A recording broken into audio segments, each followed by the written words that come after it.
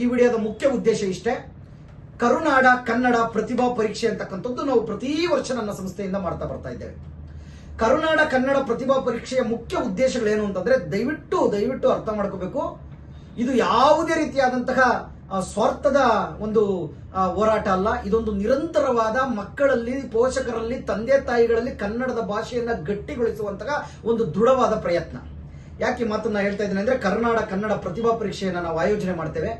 ಈ ಆಯೋಜನೆ ಮಾಡಿದಂತಹ ಸಂದರ್ಭದಲ್ಲಿ ನೋಡಿ, ತಮಗೆ ಗೊತ್ತಿರಲಿ, ಇದ್ರ ಬಗ್ಗೆ ಸಂಪೂರ್ಣ ಮಾಹಿತಿ ಕೊಟ್ಬಿಡ್ತೀನಿ. ಮೊದಲು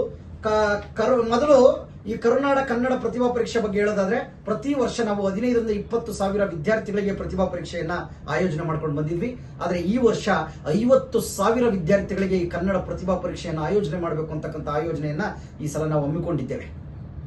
ಅದರಲ್ಲಿ ಬಹಳ ಮುಖ್ಯವಾಗಿ ನೋಡಿ, ಕರುನಾಡ ಕನ್ನಡ ಪ್ರತಿಭಾ ಪರೀಕ್ಷೆ ನೀವು ಮಕ್ಕಳ ಹತ್ರ ನೋಡಿ, ಮಕ್ಕಳು ಒಂದು ಪಿಜ್ಜಾ ಬರ್ಗರ್ ತಿಂದ್ರೆ 100-200 ರೂಪಾಯಿ ಖರ್ಚು ಮಾಡ್ತಾರೆ. ಒಂದು ಒಳ್ಳೆ ಚಾಕ್ಲೇಟ್ ತಿಂದ್ರೆ 50ರಿಂದ 100 ರೂಪಾಯಿ ಖರ್ಚು ಮಾಡ್ತಾರೆ. ಒಂದೇನೋ ಮತ್ತೊಂದು ಬಟ್ಟೆ ಗಿಟ್ಟೆ ತಗೊಂಡ್ರೆ 500-1000 ರೂಪಾಯಿ ಖರ್ಚು ಮಾಡ್ತಾರೆ. ನಿಮ್ಗೆ ಗೊತ್ತಿದೆ, 50 ರೂಪಾಯಿ 100 ರೂಪಾಯಿಗೆಲ್ಲ ಇವತ್ತು ಏನು ಬರೋದಿಲ್ಲ. ನಾವು ನೋಡಿ, ಇದೊಂದು ದೊಡ್ಡ ಒಂದು ಅಖಂಡವಾದಂತಹ ಒಂದು ವ್ಯವಸ್ಥಿತವಾದಂತಹ ಕನ್ನಡ ಉಳಿಸುವಂತಹ ಪ್ರಯತ್ನ. ಇಲ್ಲಿ ಪ್ರತಿಭಾ ಪರೀಕ್ಷೆ ಬರೀತಕ್ಕಂತ ಪ್ರತಿಯೊಂದು ವಿದ್ಯಾರ್ಥಿಗಳಿಗೂ ಕೂಡ ನಾವು ಪ್ರಶಸ್ತಿ ಪತ್ರವನ್ನ ಕೊಡ್ತೇವೆ, ಅಂದ್ರೆ ಪ್ರಶಸ್ತಿ ಪ್ರಮಾಣ ಪತ್ರವನ್ನ ಕೊಡ್ತೇವೆ. ಪ್ರತಿಭಾ ಪರೀಕ್ಷೆ ಬರೆದಂತಹ ಪ್ರತಿ ಒಬ್ಬ ವಿದ್ಯಾರ್ಥಿಗಳಿಗೂ ಕೂಡ ನಾವು ಪದಕ ಪುರಸ್ಕಾರ ಅಂದ್ರೆ ಮೆಡಲ್ ಅನ್ನ ಕೊಡ್ತೇವೆ. ಒಂದು ಶಾಲೆಯಲ್ಲಿ ಅಥವಾ ಒಂದು ಕಾಲೇಜಿನಲ್ಲಿ 10 ಜನ ವಿದ್ಯಾರ್ಥಿಗಳಿಗೆ ರಾಜ್ಯ ಮಟ್ಟದ ಅತ್ಯುತ್ತಮ ವಿದ್ಯಾರ್ಥಿ ಪ್ರಶಸ್ತಿಯನ್ನ ನಾವು ಕೊಡ್ತೇವೆ. ಇದನ್ನ ಆಯೋಜನೆ ಮಾಡಿದಂತಹ ಕನ್ನಡ ಶಿಕ್ಷಕರಿಗೆ, ಒಂದು ಕನ್ನಡ ಶಾಲೆಯಲ್ಲಿ ಅಥವಾ ಒಂದು ಕನ್ನಡ ಕಾಲೇಜಿನಲ್ಲಿ 2 ಇರಲಿ, 3 ಜನ ಇರಲಿ, 4 ಜನ, 5 ಜನ ಕನ್ನಡ ಶಿಕ್ಷಕರಲ್ಲಿ, ಅಷ್ಟೂ ಜನ ಶಿಕ್ಷಕರಿಗೆ ನಾವು ಪ್ರತಿ ವರ್ಷ ಸಾಧಕ ಶಿಕ್ಷಕ ಪ್ರಶಸ್ತಿಯನ್ನ, ಹೆಮ್ಮೆಯ ಕನ್ನಡತಿ, ಹೆಮ್ಮೆಯ ಕನ್ನಡಿಗ ಪ್ರಶಸ್ತಿಯನ್ನ ಕೊಟ್ಟಿದ್ವಿ. ಆದ್ರೆ ಬಹಳ ವಿಶೇಷವಾಗಿ 2026 ಅಂದ್ರೆ ಈ ವರ್ಷ ರಾಷ್ಟ್ರಕವಿ ಕುವೆಂಪು ಸದ್ಭಾವನಾ ಪ್ರಶಸ್ತಿಯನ್ನ ನಾವು ಕೊಡ್ತಾ ಇದ್ದೇವೆ ಕನ್ನಡ ಶಿಕ್ಷಕರಿಗೆ. ಇದನ್ನ ಆಯೋಜನೆ ಮಾಡೋದಕ್ಕೆ ಅನುವು ಮಾಡಿಕೊಟ್ಟಂತಹ ಪ್ರಾಂಶುಪಾಲರಿಗೆ 2026ನೇ ಸಾಲಿನ ಅತ್ಯುತ್ತಮ ಸಾಧಕ, ದಯವಿಟ್ಟು ಕ್ಷಮಿಸಬೇಕು, ಪ್ರಾಂಶುಪಾಲರಿಗೆ 2026ನೇ ಸಾಲಿನ ಅತ್ಯುತ್ತಮ ಪ್ರಾಂಶುಪಾಲ ಪ್ರಶಸ್ತಿಯನ್ನ ನಾವು ಕೊಡ್ತಾ ಇದ್ದೇವೆ. ಅದರ ಜೊತೆಗೆ ಇದನ್ನ ಆಯೋಜನೆ ಮಾಡಿದಂತಹ ಒಂದು ಶಾಲಾ ಕಾಲೇಜುಗಳಿಗೆ ನಾವು ರಾಜ್ಯ ಮಟ್ಟ ಮತ್ತು ಜಿಲ್ಲಾ ಮಟ್ಟದ ಪ್ರಶಸ್ತಿಗಳನ್ನ ಕೊಡ್ತಾ ಇದ್ದೇವೆ. ಆ ರಾಜ್ಯ ಮತ್ತು ಜಿಲ್ಲಾ ಮಟ್ಟದ ಪ್ರಶಸ್ತಿಗಳನ್ನ ಈ ಬಾರಿ ವಿಶೇಷವಾಗಿ ಶಾಲೆಗಳಿಗೆ ಟ್ರೋಫಿಗಳನ್ನ ಕೊಡ್ತಾ ಇರ್ತಕ್ಕಂಥದ್ದು ಬಹಳ ವಿಶೇಷ.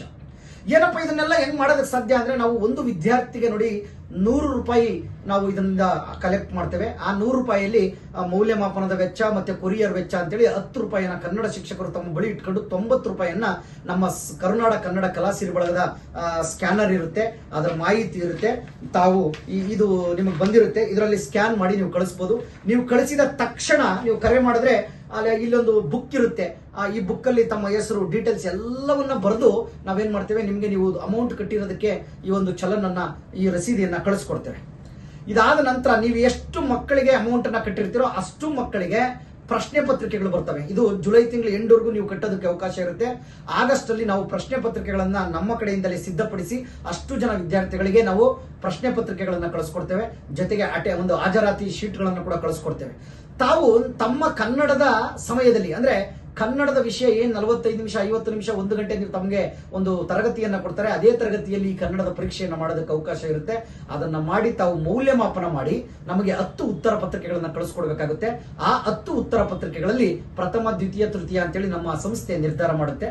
ಇದು ಈ ರೀತಿಯಾಗಿ ಪ್ರೊಸೀಜರ್ ಇರುತ್ತೆ. ನಿಮ್ಗೆ ಗೊತ್ತಿರಲಿ, ಈಗ ಎಲ್ರಿಗೂ ಕೂಡ ಈ ತರ ಒಂದು ಪೋಸ್ಟ್ ಬಂದಿರುತ್ತೆ ನಿಮ್ಮ ಶಾಲೆಗಳಿಗೆ. ಅದ್ರೊಳಗಡೆ ನಿಮ್ಗೆ ಗೊತ್ತಿರುತ್ತೆ ಸಾಕಷ್ಟು ಸರ್ಕ್ಯುಲರ್ ಹೇಗಿರುತ್ತೆ ಅಂತೇಳಿ. ನೋಡಿ, ಇಲ್ಲೊಂದು ಪ್ರವೇಶ ಪತ್ರ ಅಂತ ನಾವು ಕಳಿಸಿರ್ತೀವಿ. ಅದರಲ್ಲಿ 1ನೇ ತರಗತಿ, 2ನೇ ತರಗತಿ, 3ನೇ ತರಗತಿಯಿಂದ ಹಿಡಿದು ಡಿಗ್ರಿವರೆಗೂ ಅಂದ್ರೆ ಪದವಿವರೆಗೂ ಬರೆಯೋದಕ್ಕೆ ಅವಕಾಶ ಇರುತ್ತೆ. ಪ್ರತಿ ತರಗತಿಗಳಿಗೆ ಎಷ್ಟು ಜನ ವಿದ್ಯಾರ್ಥಿಗಳು ಕಟ್ಟಿದ್ದಾರೆ ಅಂತೇಳಿ ತಾವು ಅದನ್ನ ಭರ್ತಿ ಮಾಡಿ ಒಟ್ಟು ಸಂಖ್ಯೆಯನ್ನ ಬರೆದು ಅಷ್ಟು ಅಮೌಂಟ್ ಅನ್ನ ನಮಗೆ ಕಳಿಸಿರ್ತೀರಾ. ಜೊತೆಗೆ ಒಂದು ಶಾಲಾ ಕಾಲೇಜಿನ ಹೆಸರು ಮತ್ತೆ ಮುಖ್ಯಸ್ಥರ ಹೆಸರು ಮತ್ತೆ ಇತರ ಶಿಕ್ಷಕರ ಹೆಸರನ್ನ ಕಳಿಸ್ಕೊಟ್ಟಿರ್ತೀರಾ. ಅದ್ರ ಜೊತೆಗೆ ಅವ್ರ ಫೋಟೋಗಳನ್ನ ಕಳಿಸಿರ್ತೀರಾ. ಅದರ ಹಿಂಭಾಗದಲ್ಲಿ ಸಂಪೂರ್ಣ ಕಾಲೇಜಿನ ವಿಳಾಸವನ್ನ ಬರೆದು ಇದನ್ನ ನಮಗೆ ಪೋಸ್ಟ್ ಅಥವಾ ಕೊರಿಯರ್ ಮುಖಾಂತರ ಕಳಿಸ್ಕೊಟ್ಟಿರ್ತೀರಾ. ಅದ್ರ ಜೊತೆಗೆ ನಾವು ಇಲ್ಲಿವರೆಗೂ ಮಾಡ್ಕೊಂಡ್ ಬಂದಿರತಕ್ಕಂಥ ಕೆಲಸ ಕಾರ್ಯಗಳು ಸಂಬಂಧಪಟ್ಟಂತೆ ಸಾಕಷ್ಟು ನೋಡಿ ನಿಮ್ಗೆ ಇದೊಂದು ಕಳಿಸ್ಕೊಟ್ಟಿರ್ತೀವಿ. ಇದರಲ್ಲಿ ಇದೆ ನೋಡಿ, ನಿಮ್ಮ ಶಾಲಾ ಕಾಲೇಜಿನ ವಿದ್ಯಾರ್ಥಿಗಳು ಪ್ರತಿಭಾ ಪರೀಕ್ಷೆ ಬರೆಯಲಿ, ಬಹುಮಾನ ಗೆಲ್ಲಲಿ ಅಂತೇಳಿ ಎಲ್ಲ ಬರೆದಂತ ಮಕ್ಕಳಿಗೂ ಕೂಡ ಪ್ರಶಸ್ತಿ ಪ್ರಮಾಣ ಪತ್ರ, ಪದಕ ಪುರಸ್ಕಾರಗಳಿರ್ತವೆ. ಕನ್ನಡ ಶಿಕ್ಷಕರಿಗೆ ತಾಲೂಕು ಜಿಲ್ಲಾ ಮಟ್ಟದಲ್ಲಿ ಪ್ರಶಸ್ತಿಗಳಿರ್ತವೆ. ಕಾಲೇಜಿಗೆ ಜಿಲ್ಲಾ ಮಟ್ಟದಲ್ಲಿ ಪ್ರಶಸ್ತಿಗಳಿರ್ತವೆ, ರಾಜ್ಯ ಮಟ್ಟದಲ್ಲಿ ಪ್ರಶಸ್ತಿಗಳಿರ್ತವೆ, ಪ್ರತಿಯೊಬ್ಬರಿಗೂ ಪ್ರತ್ಯೇಕ ಪ್ರಶ್ನೆ ಪತ್ರಿಕೆಗಳಿರ್ತವೆ. ಇದರಲ್ಲಿ ಸಂಪೂರ್ಣ ವಿವರ ಇರುತ್ತೆ. ನೀವು ಯಾವಾಗ ಅಮೌಂಟ್ ಅನ್ನ ಕಟ್ತೀರಿ, ನಮ್ಮ ಕಡೆಯಿಂದ ಯಾವಾಗ ತಮಗೆ ಪ್ರಶ್ನೆ ಪತ್ರಿಕೆಗಳು ಬರ್ತವೆ, ತಾವು ಯಾವ ರೀತಿ ಪರೀಕ್ಷೆನ ಆಯೋಜನೆ ಮಾಡ್ತೀರಿ, ಎಲ್ಲ ಮಾಹಿತಿ ಇದರಲ್ಲಿ ಸಿಗುತ್ತೆ. ನೋಡಿ, ಇಲ್ಲೊಂದು ಶೀಟ್ ಇದೆ, ಇದು ಕೂಡ ತಮಗೆ ಬಂದಿರುತ್ತೆ. ಬಹುಶಃ ರಾಜ್ಯಾದ್ಯಂತ 2025ರಲ್ಲಿ ರಾಜ್ಯಾದ್ಯಂತ ಶಾಲಾ ಕಾಲೇಜುಗಳು ಪ್ರತಿಭಾ ಪರೀಕ್ಷೆ ಬರತಕ್ಕಂಥ ಸಂದರ್ಭದಲ್ಲಿ ಅವರು ತೆಗೆದಿರುವಂತಹ ಚಿತ್ರಗಳು ಇಲ್ಲಿದೆ. ಎಷ್ಟೋ ವಿದ್ಯಾರ್ಥಿಗಳು ನೂರಾರು ಕಾಲೇಜುಗಳಲ್ಲಿ ಪ್ರತಿಭಾ ಪರೀಕ್ಷೆ ಬರೀತಾರೆ. ಈ ಕಡೆ ನೋಡಿ, ಈ ಎಲ್ಲ ಬಹುಮಾನಗಳನ್ನ ವಿದ್ಯಾರ್ಥಿಗಳು, ಶಿಕ್ಷಕರು ಮತ್ತು ಎಲ್ಲ ಪ್ರಶಸ್ತಿಗಳನ್ನ ನಾವೇನ್ ಮಾಡ್ತೇವೆ, ಅಕ್ಟೋಬರ್ ಕೊನೆಯ ತಿಂಗಳಲ್ಲಿ ಒಂದು ಕಾರ್ಯಕ್ರಮವನ್ನು ಮಾಡ್ತೇವೆ ಬೆಂಗಳೂರಲ್ಲಿ. ಪ್ರಾಂಶುಪಾಲರನ್ನ, ಕನ್ನಡ ಶಿಕ್ಷಕರನ್ನ ಕಾರ್ಯಕ್ರಮಕ್ಕೆ ಆಹ್ವಾನ ಕೊಟ್ಟು ಆ ಕಾರ್ಯಕ್ರಮದಲ್ಲಿ ಅವರಿಗೆ ಸನ್ಮಾನ ಮಾಡಿ ಆ ಎಲ್ಲ ಪ್ರಶಸ್ತಿ ಪರಿಕರಗಳನ್ನು ಕೊಡ್ತೇವೆ. ತಾವು ತಮ್ಮ ಶಾಲೆಯಲ್ಲಿ ನವೆಂಬರ್ ತಿಂಗಳಲ್ಲಿ ಕನ್ನಡ ರಾಜ್ಯೋತ್ಸವ ಮಾಡಿದಾಗ ಈ ರೀತಿಯಾಗಿ ಮಕ್ಕಳಿಗೆ ಆ ಪ್ರಶಸ್ತಿ ಪ್ರಮಾಣ ಪತ್ರಗಳನ್ನ, ಪದಕ ಪುರಸ್ಕಾರಗಳನ್ನ ಕೊಟ್ಟು ಆ ಒಂದು ಫೋಟೋಗಳನ್ನ ಕಳಿಸ್ಕೊಟ್ರೆ ಮುಂದಿನ ಸಲ ನಿಮ್ಮದು ಕೂಡ ಈ ರೀತಿಯಾಗಿ ಫೋಟೋಗಳು ಬರ್ತವೆ. ಜೊತೆಗೆ ಕೊನೆಯ ವರ್ಷ 2025 ಇಂದಿನ ವರ್ಷ ನೋಡಿ, ಅಹಿಂಸಾ ಚೇತನ್ ರವರಾಗ್ಬೋದು, ಡಾಕ್ಟರ್ ಕೋವಿಡ್ ಆಂಜಿನಪ್ಪ ಆಗ್ಬೋದು, ಇಂತಹ ಮಹಾನ್ ಗಣ್ಯ ವ್ಯಕ್ತಿಗಳ ಸಮ್ಮುಖದಲ್ಲಿ ಕಾರ್ಯಕ್ರಮ ಮಾಡಿ ಕನ್ನಡ ಶಿಕ್ಷಕರಿಗೆ ಪ್ರಶಸ್ತಿಗಳನ್ನ ಕೊಟ್ಟಿರ್ತಕ್ಕಂಥದ್ದು ನೀವು ನೋಡ್ತಾ ಇದ್ದೀರಾ. ನಮ್ಮ AGS ಚಾರಿಟಬಲ್ ಟ್ರಸ್ಟ್ ಮಕ್ಕಳಿಗಾಗಿ ನಡೀತಕ್ಕಂಥ ಅನಾಥಾಶ್ರಮದ ಶಾಲೆಗಳನ್ನ ತಾವು ನೋಡ್ತಾ ಇದ್ದೀರಿ. ಅದೇ ರೀತಿಯಾಗಿ ಈ ರೀತಿಯಾಗಿ ನಾವು ನಿಮ್ಗೆ ಎಲ್ಲ ಮಾಹಿತಿಯನ್ನ ಕಳಿಸ್ಕೊಟ್ಟಿದ್ದೇವೆ.